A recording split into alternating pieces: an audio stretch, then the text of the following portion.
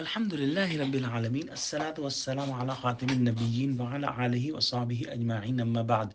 فأعوذ بالله من الشيطان الرجيم بسم الله الرحمن الرحيم قال الله تعالى في سورة البقرة ألف لام ميم ذلك الكتاب لا ريب فيه هدى للمتقين الذين يؤمنون بالغيب ويقيمون الصلاة ومما رزقناهم ينفقون والذين يؤمنون بما أنزل إليك وما أنزل من قبلك وبالآخرة هم يوقنون أولئك على هدى من ربهم وأولئك هم المفلحون. صدق الله العظيم. We have completed our two discussion on the first two ayahs. So we will inshallah continue from the end of the second ayah that we have already studied. It ends at Hudal lil Muttaqin, that this Quran is the guidance for those who have taqwa, who are muttaqin, who have fear and love of Allah. So, further qualities of these muttaqin are described next. Allazina yu'minuna bil ghaib. Those who believe in the unseen. And what is the unseen? The unseen are the things that are beyond our sensory perceptions, such as heaven, hell, angels. We cannot prove them with our intellect and our mind. But we believe in them because Allah subhanahu wa ta'ala and His Prophet have told us so. So we believe in the ghaib.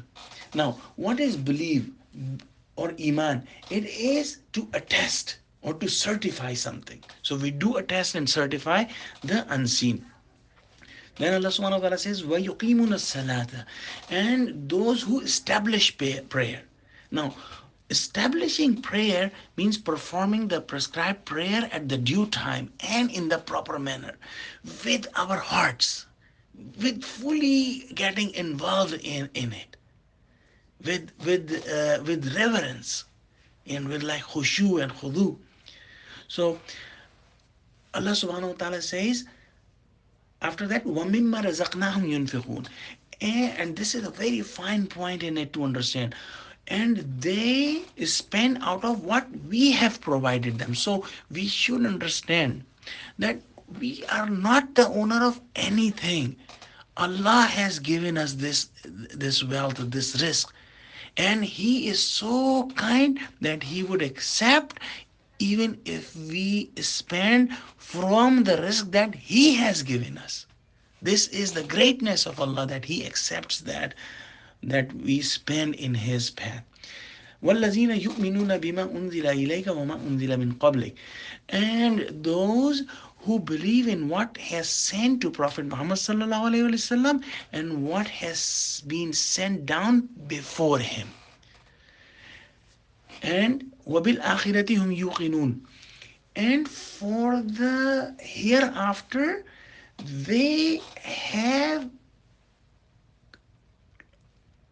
yaqeen. Here you see that Allah subhanahu wa ta'ala did not use the word of iman. He didn't say yu'minun, but He said وَبِالْآخِرَةِ هُمْ يُوقِنُونَ, meaning that who are 100% sure about hereafter. And if one has the certainty of hereafter, his all actions will be corrected, because he will be sure that he will stand in front of Allah subhanahu wa ta'ala and he has to answer for everything. Then Allah says, Ulaika ala hudam min rabbihim. And these are the people who are on guidance from their Lord. In the beginning, what did we say? That Quran is hudal lil muttaqin. And now here it says that these people have guidance from Allah. وَأُولَٰئِكَ هُمُ الْمُفْلِحُونَ. And these are the people who have falah. And we should try to understand the concept of falah. Let's concentrate on a human being who has two parts. One that came from the earth and has all worldly desires, desires of nafs, which tries to take man down towards lowness and pulls him downward. The other part is the soul, which has direct connection to Allah and which tries to raise human being towards Allah. The concept of falah is to split oneself from the desires of nafs and raise himself up above towards Allah. It is to make his worldly desires obey the commandment of Allah. So may Allah include us among muflihin. Ameen. وآخر دعوانا أن الحمد لله رب العالمين. السلام عليكم ورحمة الله.